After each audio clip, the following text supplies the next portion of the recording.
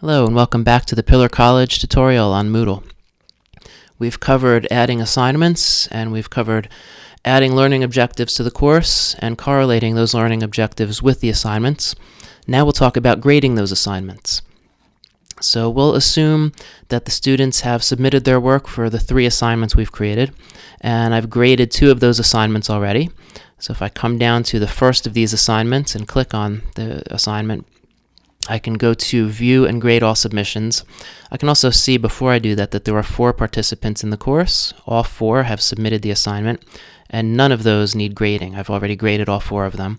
But I can still go and View and Grade All Submissions. And if I need to change a grade, I can. If I do change anything, maybe this person made some changes and got the grade up to an A-, I can say save all quick grading changes, and yes, notify students, or no, do not notify students. But save all, and students will be able to log in and see their grades. Okay, so these changes were saved, and now I can continue. Okay, so those are graded assignments, and I can scroll over as well. So I have much more information here to enter. But we'll go through grading an assignment that has not yet been graded. So that lets you view and change graded assignments. But this 3rd assignment has not yet been graded. All right, so we can see that there are 4 participants. 3 of those 4 have submitted assignments, and all 3 of them need to be graded. So let's view and grade all submissions. And here I have the list. Okay, so I have the names of the students, email addresses, and as I scroll over, I can see their papers. And so I can click on their paper. So John Locke, I'll come over here and click on his paper, and it'll download for me.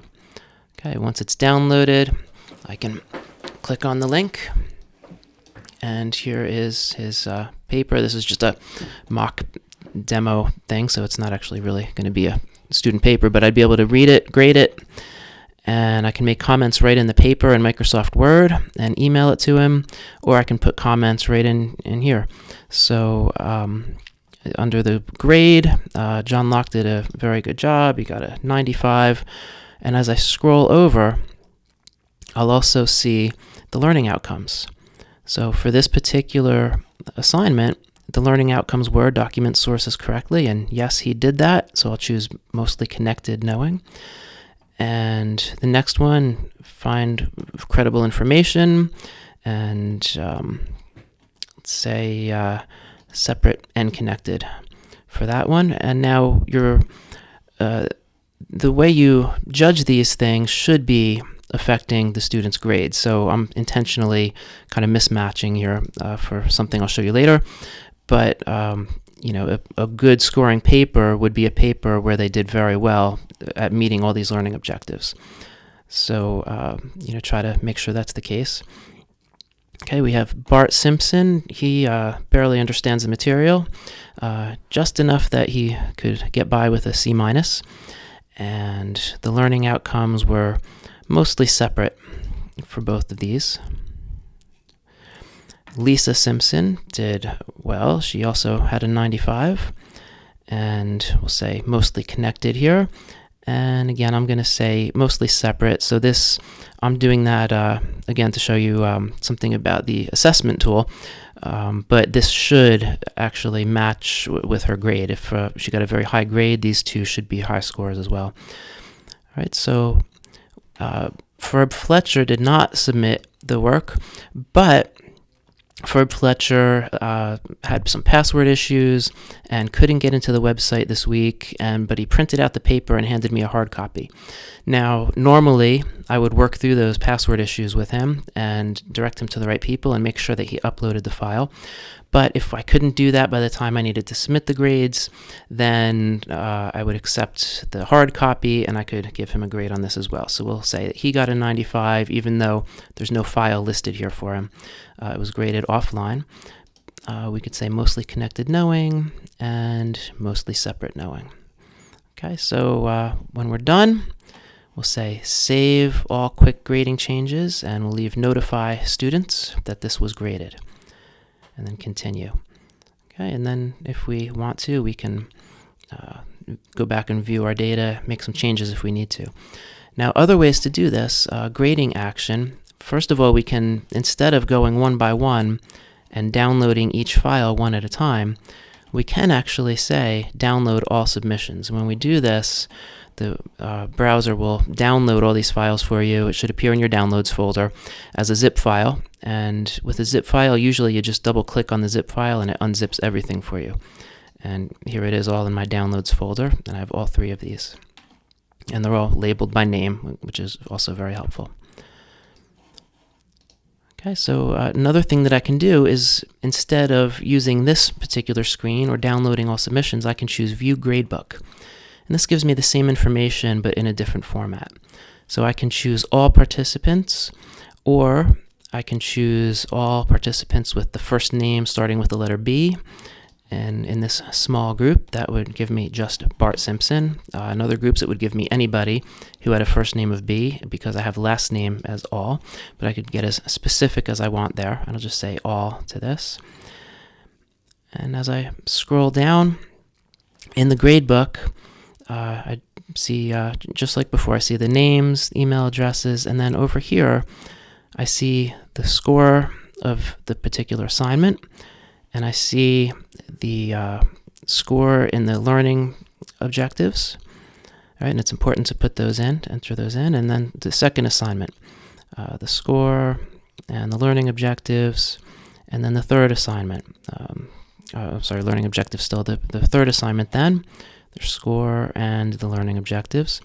And as I come here, you're going to start seeing the course totals.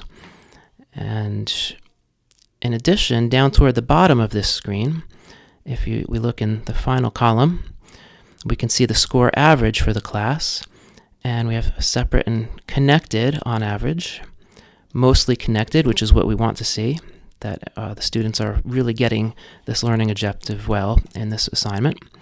The next assignment, 87 is the average, and we can look and see is the average because 1 or 2 students out of a big class scored very low or got a 0 because they didn't turn in the assignment, or are all the grades relatively low? So that can give us a clue about what we might need to focus on more in the course. But we also see separate and connected in the learning objectives, mostly separate, and that should be a flag to us that, hey, most of the students in this particular assignment did not really fill this particular learning objective well. And so we have the average scores, but we also see exactly where in here they actually were not getting it.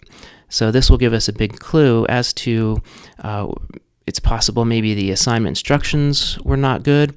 It's also possible that we're not actually presenting the material in a way that the students are connecting with the way we thought they would. So this is going to be a big clue for us as educators, helping our students and improving our courses. Right? And again, we have the third assignment, the average score, and mostly separate learning, mostly separate knowing, and therefore we need to look into this as well. Why are students not really getting that aspect of the course? And so when we see this, mostly separate knowing is associated with this particular learning objective. Well, back over here, mostly separate knowing is also associated with this learning objective.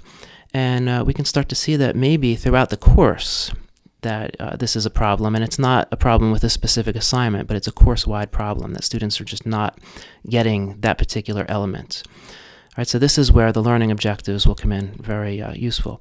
If we've made any changes to our grades or to these learning objectives, we can click on Update. We haven't, so we don't need to do that. We can also click on this Outcomes Report. And in here, we can actually see each particular outcome, and it's listed by the short name. We can always go and look them up. But the course average, separate and connected, mostly separate, separate and connected again, mostly separate. And so we can see that maybe this course is not designed as strongly as it could be. So is this a site-wide objective, yes or no? And when it says no, we know that this is just specific to our course. And so far, we haven't actually used this learning objective in any assignments. So then we need to go back and re-examine our course. If the course is all set up completely, we're neglecting this area of the course in our assignments. The assignments should reflect all of these learning outcomes. For the other learning outcomes, the number of grades that take this learning outcome into account is listed. And so we have each of these 3 assignments, and each of those 3 assignments, the number of grades is based on 4 specific assignments that were turned in. So all of the students turned in each of these assignments. If some of these weren't turned in, it would say 2 or 3 or however many of these assignments were actually turned in. So that will give us a clue as well. If we have 15 students in the class and only 7 of these grades are available looking at this objective, then we know that students, half the class, is not actually turning in this assignment. If all 15 are there for all of these, then we know we have a really good sampling of the learning objective, and students are doing the assignment and getting it and turning it in. All right, so all of these reports will tell us something about how we're doing in this class. Ideally, we would want to see connected knowledge here for all of these averages. It's not always realistic to see that for every single outcome in every course, but that would be the ideal. So the higher these averages are, the better we're doing. The lower they are, we need to look into our course design and the assignments themselves and make sure everything is matching up the way it should. Right, there will be more instruction on learning outcomes and grades at future faculty events, but hopefully this has been very helpful to you. You can forward any questions to Russ Wills, that's RWILLS, @pillar.edu. Thank you very much.